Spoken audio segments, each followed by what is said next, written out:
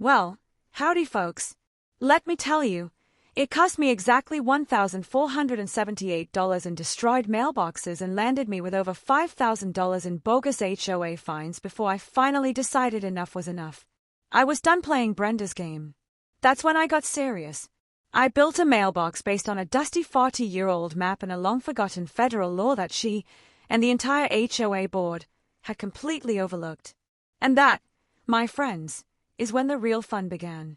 I want to hear from you.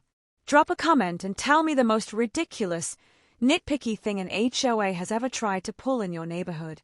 Stick around, because I'm going to show exactly how it turned their precious rulebook into the very weapon that toppled their little kingdom. And let me know where you're watching from tonight. All right, settle in. For those of you new here, my name's Frank. And if there's one thing I believe in, it's measure twice, cut once. I spent 40 years as a civil engineer living by that rule, planning, precision, and doing a job right the first time so you don't have to worry about it again. I was ready to bring that same philosophy to my retirement. My wife, the ever-patient Sarah, and I had finally saved enough to buy our forever home. Not a mansion, nothing fancy, just a solid house on 3 acres just outside of town. Old-growth oak trees, room for a garden that could feed a small army, and the kind of peace that made you forget the highway even existed. We called it our slice of heaven. Turns out, that slice of heaven came with a tiny, almost invisible string attached. Our property was technically, by the narrowest of margins, part of a newer master-planned community called Willow Creek Estates. And that string had a name, Brenda. Brenda was the president of the Willow Creek Homeowners Association. From the moment we met her at the welcome barbecue, I knew we were in for a ride. Brenda, a woman in her mid-60s, drove a Lexus the color of a polar bear and wore tennis visors indoors. She had that particular look, the one that sizes you up, finds you lacking, and judges you in the span of a heartbeat. Our rustic, sprawling property was clearly a splinter in her perfectly manicured neighborhood. Most homes in Willow Creek were identical, nice but squeezed onto postage stamp lots. Our place stood out, a glaring anomaly. Brenda approached holding a plate with a single sad-looking brownie and smiled, though her eyes never reached it. It must be so much work trying to bring an older lot like this up to Willow Creek standards, she said. Not quite welcome, but a backhanded critique. That was her opening salvo.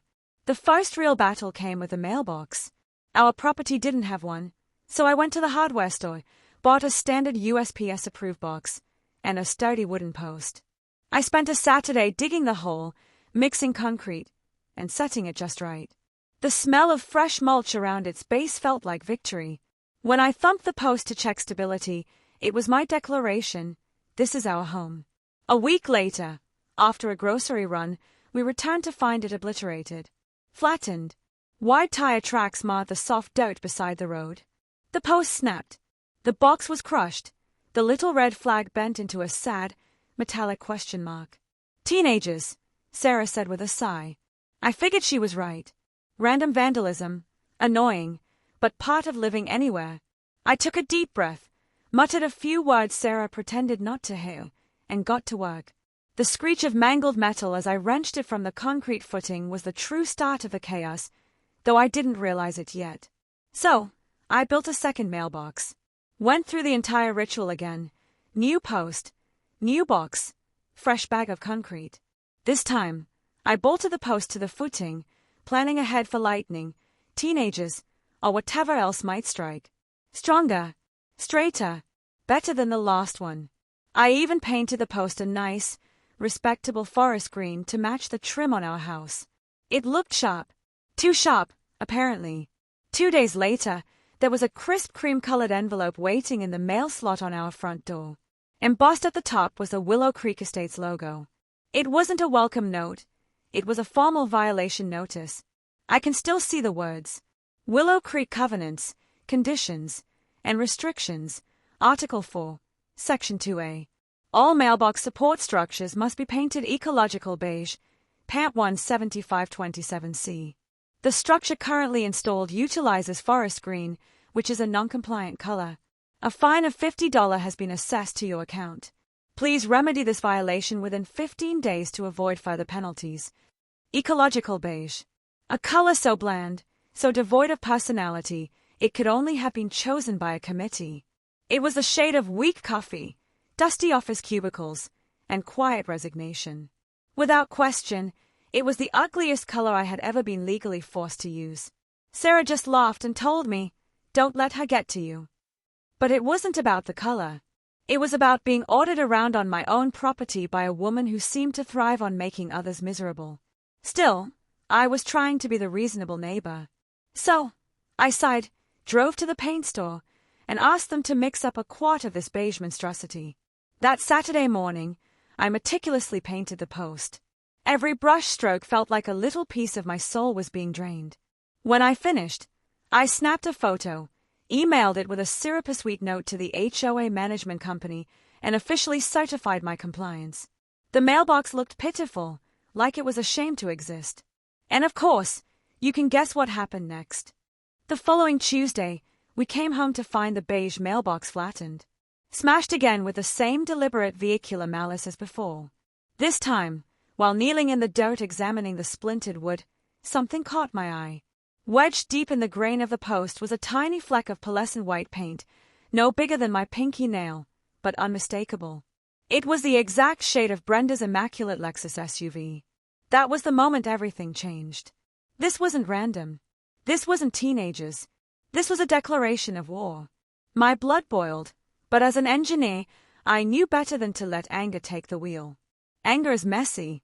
Data is clean. I needed proof. So instead of storming over to Brenda's house, I drove to a sporting goods store and bought an $80 trail camera, the kind hunters used to track deer. That evening, just as the sun dipped behind the trees, I strapped it to a big oak on the edge of the common area. The tree had a perfect vantage point of my mailbox's future graveyard. I camouflaged the camera with branches, set it to trigger on motion, and listened to the faint click of the shutter as I tested it. That click was the sound of a trap being set. Then, for the third time, I rebuilt. Same mailbox, same post, same concrete footing. And with grim determination, I painted it the ugliest, most compliant shade of ecological beige anyone had ever seen. Now, the ball was in her court. It didn't take long. Less than a week. By now, checking the trail cam's SD card each morning had become a ritual. I felt like a spy in my own neighborhood. And then one morning, it happened. The footage was grainy, timestamped 2:17 a.m., captured in eerie black and white infrared that made the world look ghostly. But the subject was unmistakable. A white Lexus SUV, the same one Brenda drove every single day, slowed as it approached my property.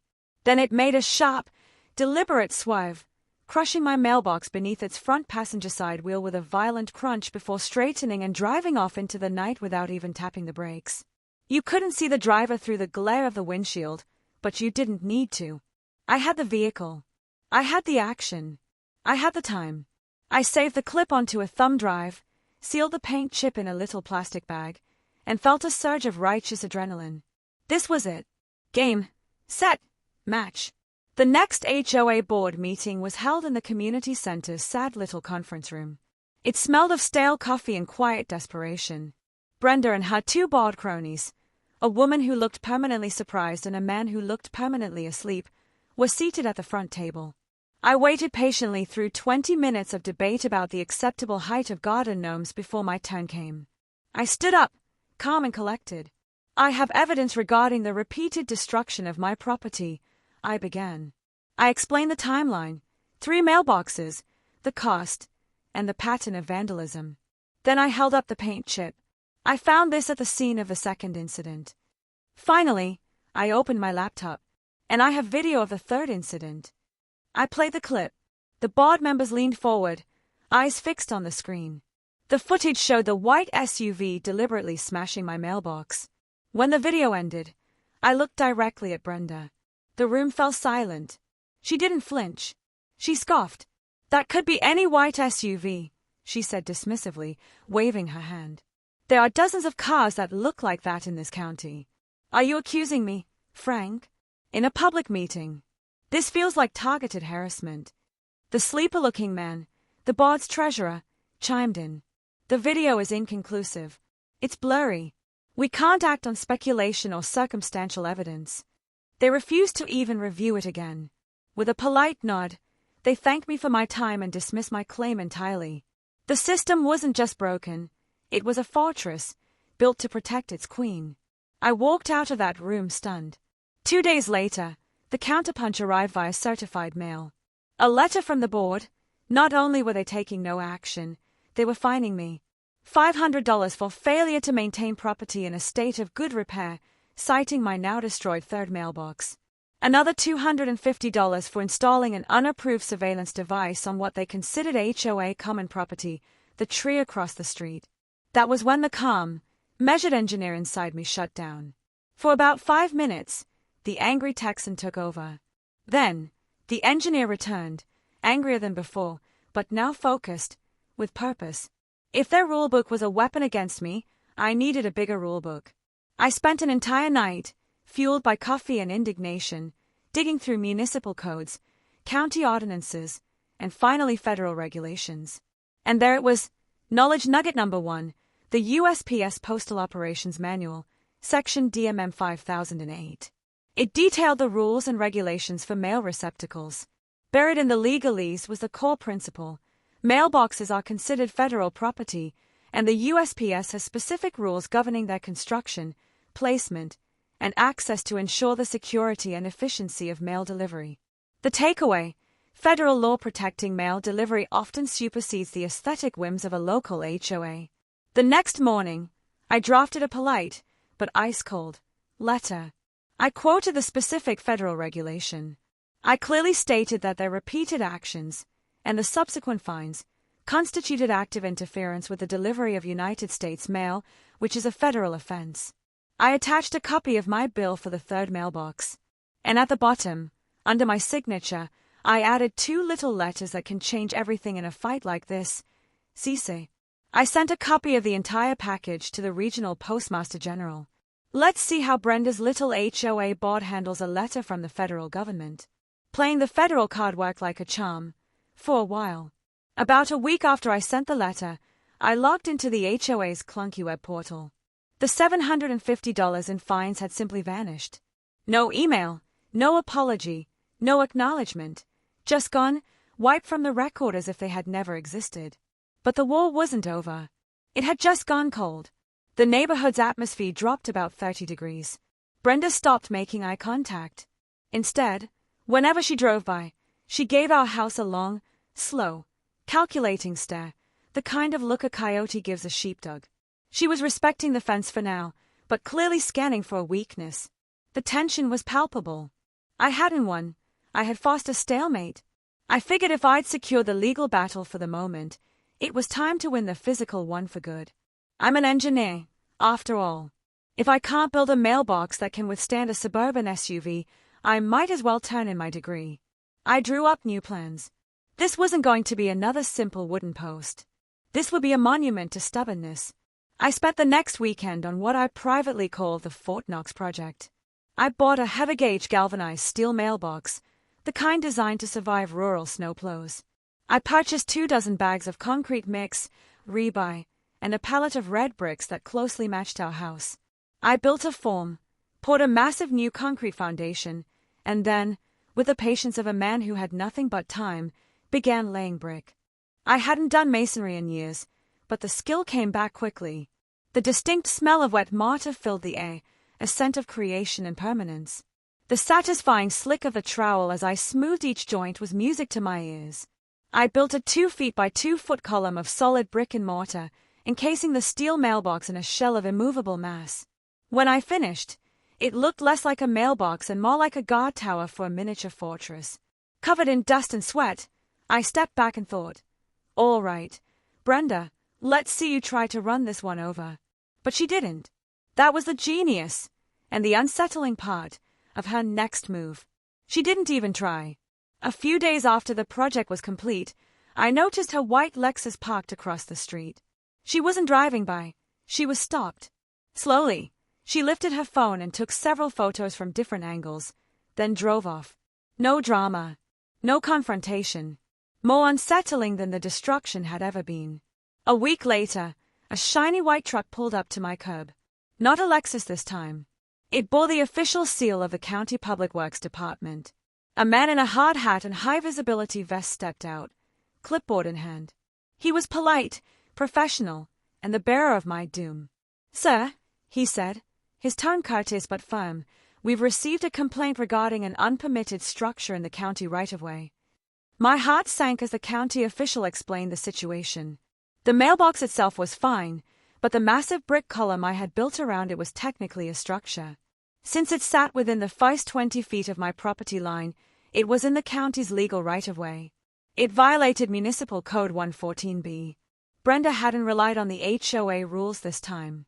She had gone over my head, using a higher and far more legitimate authority. She had weaponized the county against me. I was handed a formal notice. I had 14 days to demolish my beautiful, indestructible fortress at my own expense.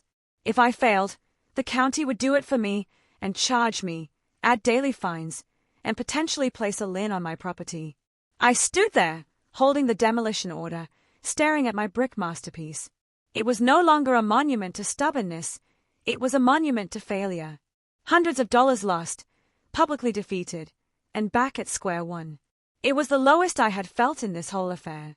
I sat in my small home office, staring at the pile of documents that represented my defeat, receipts for 4 mailboxes, bogus HOA violation notices, and sitting right on top, the official county demolition order. The setting sun cast long shadows across the room, making everything feel heavier. Sarah came in and placed a hand on my shoulder. She looked at the desk, then at me. "Honey," she said, her voice soft and reasonable, "this is insane. This woman is obsessed with you. Let's just give up on the mailbox. We can rent a P.O. box in town. It's not worth the stress. Please." She was right. Any logical person would have thrown in the towel. But as I looked at that demolition order, something inside me hardened. This wasn't about the mailbox anymore. It was about being bullied. It was about Brenda thinking she could roll over anyone who didn't fit into her perfect little world. This was our home. Our forever home. And I wasn't going to be run off my own land by a tyrant in a tennis visor. "No," I said quietly but firmly. "I'm not letting her win. Not like this." That rejection of defeat lit a different kind of fire inside me. I wasn't just angry anymore. I was on a mission. If I couldn't win by building, I would win by reading. I went to the hall closet and pulled out the bulky accordion file from when we closed on the house. It was packed with every document imaginable: title reports, home inspections, loan papers, and the thickest, most intimidating document of all, the original covenants, conditions, and restrictions for Willow Creek Estates, dated 1984. I dumped the entire file on the dining room table and began digging. 4 hours. I read through mind-numbing legalese. Then, at the very back of the file, I found it. Tucked inside a folded legal-sized envelope was the original full-size plat map of the subdivision. It was a proper blueprint, the kind I used every day in my engineering work, with surveyor's marks and precise measurements. The paper was old and crinkly, the blue lines faded, but everything was clear. And that's when I saw it. I grabbed my old engineer scale ruler, the kind I hadn't touched in years. The newer, simplified maps the HOA used only showed a solid property line. But this original map revealed a thin dotted line running parallel to the road, set back well inside my property. It was labeled 15-foot utility access easement. My heart started hammering. I scrambled to the corresponding article in the CC&RS. The words practically leapt off the page. The easement, a 15-foot strip of land, was specifically designated for use by utility companies, including the United States Postal Service. Then, a clause I had skimmed over a dozen times suddenly took on a new meaning. The HOA, not the individual homeowner, was legally responsible for the maintenance and upkeep of all easements within the community. The implications hit me like a ton of bricks. First, the very ground my mailbox sat on, the same ground Brenda kept destroying, was land the HOA was supposed to maintain. Second, the fines they levied against me for failure to maintain were completely fraudulent. They were penalizing me for neglecting their responsibility. This was the kill shot. Any structure related to a public utility, like a U.S. mailbox, built within that easement fell under municipal utility codes, not the HOA's petty aesthetic rules. I had been fighting a war on Brenda's terms, in her territory. But all along, I had been standing on land that legally belonged to a completely different authority. I leaned back in my chair, old documents spread across the table like a battle plan, and a slow, wide grin spread across my face. The game had just changed. That discovery transformed me from defender to attacker. But a good engineer knows that a complex project requires a team of specialists. My first call was to my neighbor down the street, a retired county surveyor known as Old Man Fitz. Grumpy and outspoken, he had long despised Brenda and the HOA.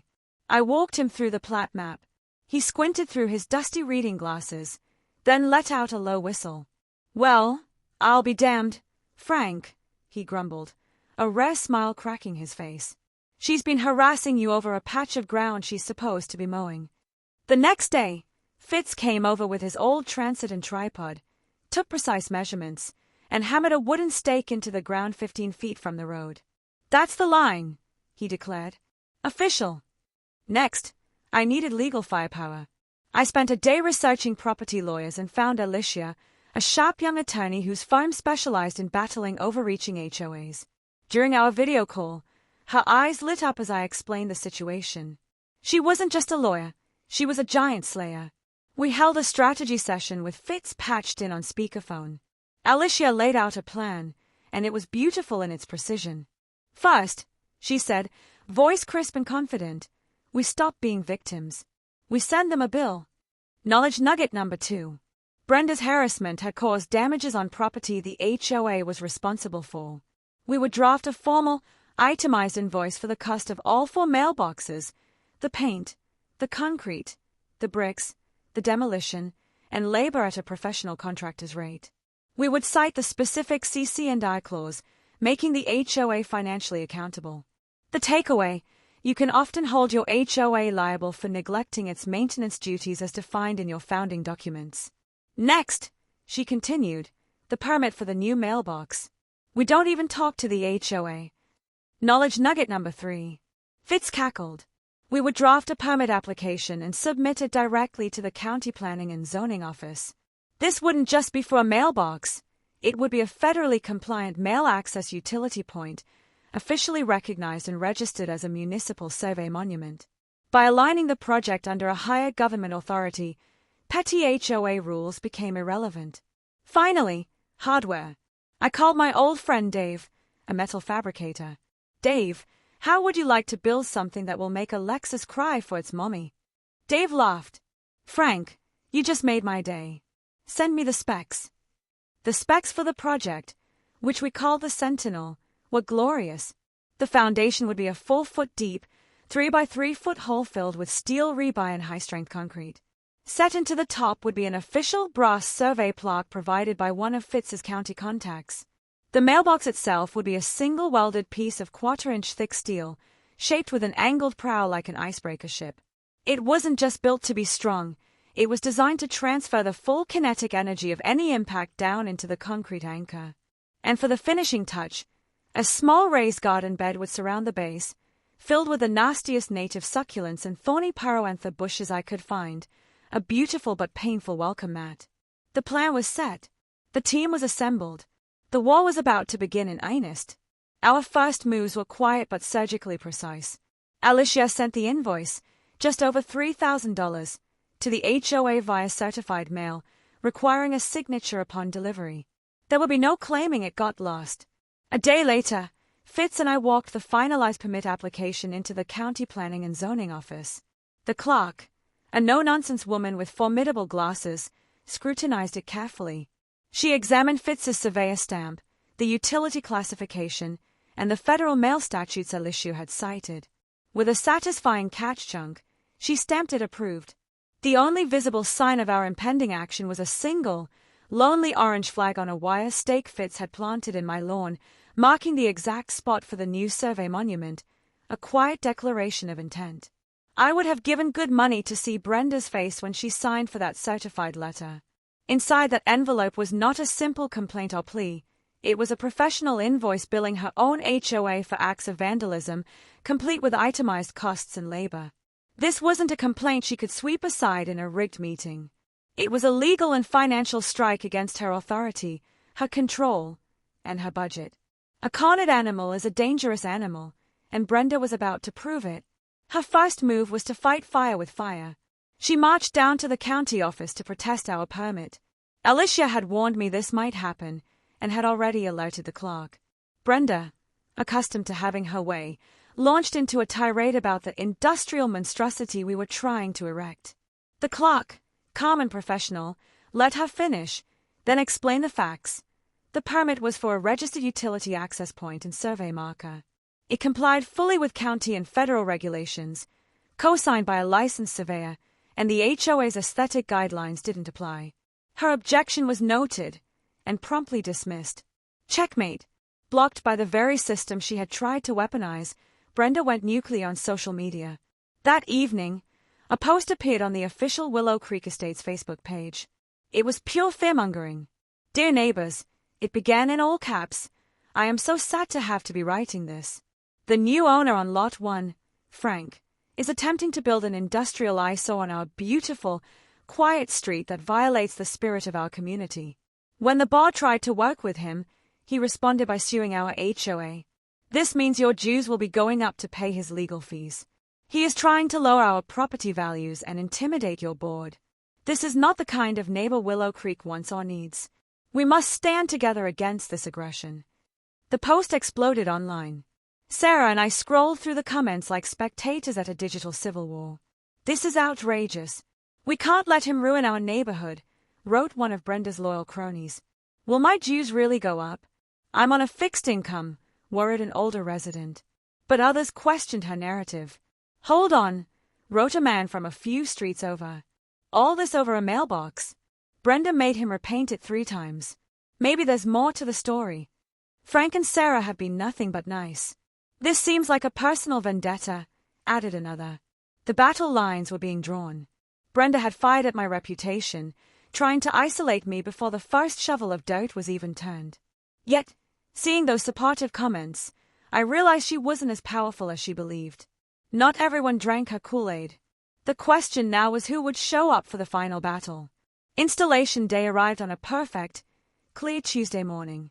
This wasn't just about a mailbox, it was about making a public statement. This was our response to her Facebook smear campaign. At 8 a.m. sharp, Dave's fabrication truck rolled up, flatbed carrying a small crane. Behind it, a ready-mix concrete truck rumbled through the quiet morning of Willow Creek, its big drum slowly turning, filling the air with a low growl of professional-grade diesel. Fitz was already there, dressed in his official surveyor's vest, a satisfied grin stretching across his face. Just as we had hoped, the spectacle drew a crowd. The Facebook drama had turned our modest construction project into must-see TV. Curtains twitched. People suddenly discovered it was a perfect morning for gardening or walking their dogs, conveniently passing by my lawn. They whispered in small groups, observing. Exactly the audience we wanted. It didn't take long for the Queen to arrive. Brenda's white Lexus screeched down the street and came to an abrupt halt, half on asphalt, half on grass. She jumped out, phone already recording, her face a mask of fury. "What do you think you're doing?" she shrieked, striding toward us. "This is unapproved. I forbid this. You're all being sued." Dave's crew, seasoned veterans of chaos, ignored her completely. I gave her a calm nod. "Morning, Brenda. We have all the necessary permits," I said simply. Her fury intensified. "I am the board. I am the authority here," she barked. She turned to Dave. "I will pay you double what he's paying you to pack up and leave right now." Dave just laughed. "Lady, I wouldn't build a birdhouse for you for all the tea in China. Now, if you'll excuse us, we're on a schedule." True to form, she dialed the sheriff. "Yes, I need to report illegal destruction of property. There's a madman tearing up the neighborhood." 15 minutes later, 2 sheriff cruisers arrived, lights off but with unmistakable authority. Neighbors leaned in, tension thick in the air. 2 young deputies emerged, serious and professional, ready for no nonsense. One approached me. "Sir, we received a complaint about unpermitted construction and destruction of property." I handed him a folder. "Good morning, officer. Here are our counter-stamped permits. the registered plat map showing the public utility easement, and my lawyer's business card, just in case. He began reading. His partner watched, hand casually on his belt, eyebrows raised subtly. A full minute passed as he scanned the documents, then he looked toward the survey marker stake, the professional crew, and back at the folder. A nod. He handed it to his partner, who did the same. Then the deputy walked over to Brenda, who still wore a smug look. It faded quickly. He said, voice calm but firm. I've reviewed the permits. This work is fully permitted by the county and takes place within a registered utility easement to install an official survey monument. It is a legal and authorized project. Brenda's jaw dropped. But I'm the HOA president. He's violating our rules. The deputy's patience thinned. Your HOA rules do not supersede county permits or federal utility regulations. This is a legitimate work site.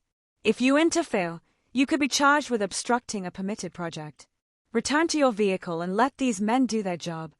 In front of a dozen neighbors, Brenda was stripped of her power publicly and officially.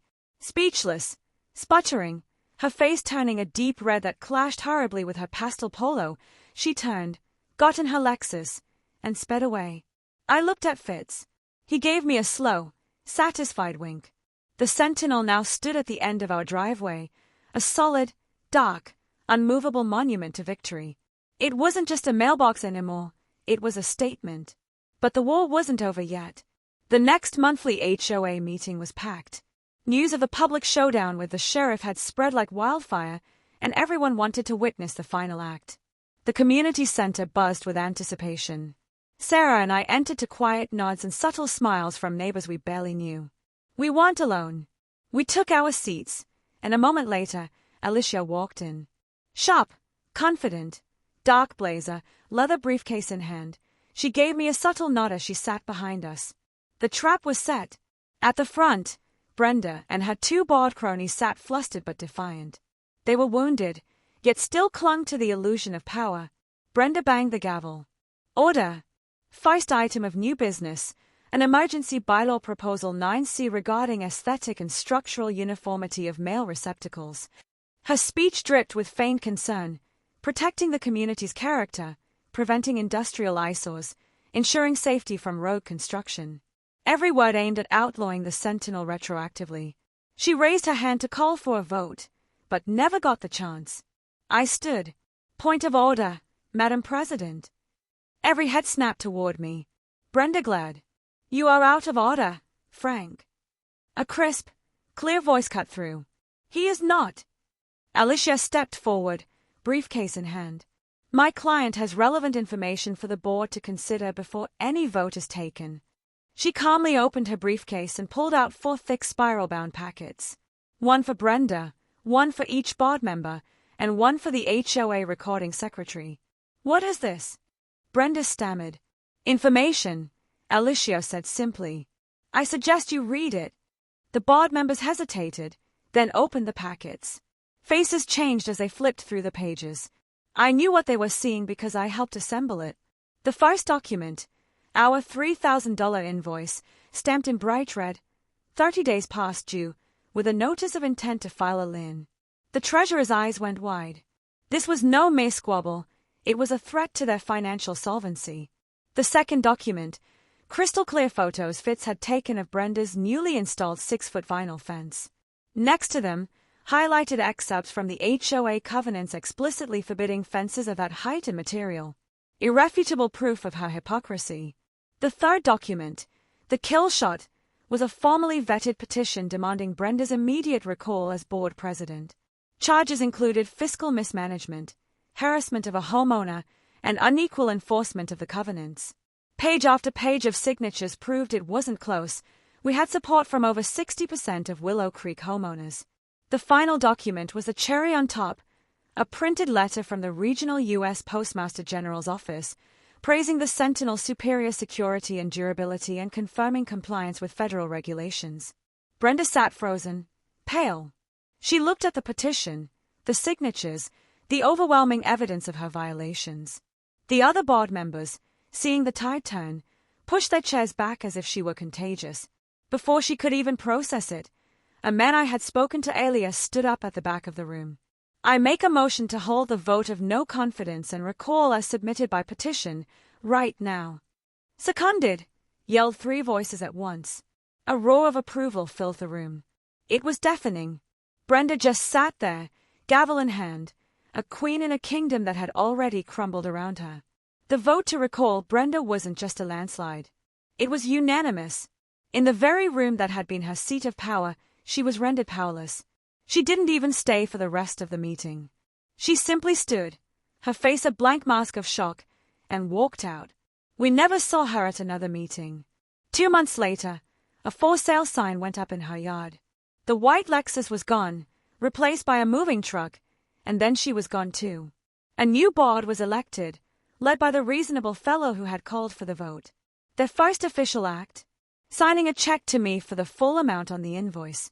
Their second? Reviewing the HOA's finances. They discovered Brenda had been hoarding a massive surplus, using it as a slush fund to pay the HOA management company that enforced her iron will. The new board fired that company and used the surplus to finally build the playground the community had been asking for years. The sound of children laughing replaced the tense arguments. The neighborhood started to breathe again. And the Sentinel? It became a local legend. It stands at the end of my driveway, dark and silent, with a few small dings, not from vehicles, but from kids tapping it for good luck on their way to school. People now give directions using it. Turn left at the indestructible mailbox. It had become a quiet symbol that you don't have to roll over and play dead just because a bully has a title. With the money from the paid invoice, Alicia and I decided to pay it forward. We started the Homeowner Advocacy Project. Twice a year, we hold a free workshop at the public library. I bring my old plat maps and explain the importance of knowing your property. Alicia teaches in plain English how to read your CC&IS and use parliamentary procedure in board meetings. We teach people to fight back, not with anger, but with knowledge. It's the best money I've ever made. Sometimes in the evening, Sarah and I sit on the porch. Neighbors stroll by, stop, and chat right there by the mailbox. The very thing that caused so much division has become a point of connection. I finally have what I wanted all along, peace and quiet. I learned it wasn't really about the mailbox. It was about the fundamental right to be left alone and enjoy your own home, your own little slice of heaven. We fought for our peace, and in the end, the whole neighborhood shared in it. That's a victory worth fighting for. So, if you've got a Brenda in your neighborhood, remember to check the oldest maps you can find. Sometimes the best defense is a piece of forgotten history. Share your own HOA nightmare in the comments. I read every one. And if you enjoyed seeing bureaucracy get a taste of its own medicine, subscribe for more stories of justice served.